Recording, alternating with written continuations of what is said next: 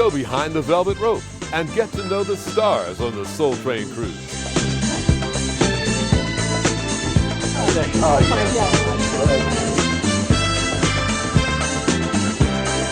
Being here with the Isley Brothers, in which I met Ron Isley when I was 17 at Sugar Hill Studios. So this is everything to me, just being able to run into people that I kind of grace the stage with.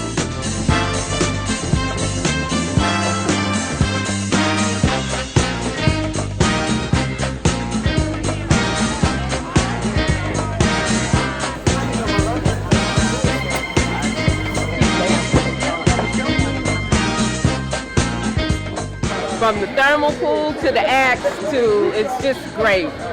I love it. And thanks. Love, peace, and soul.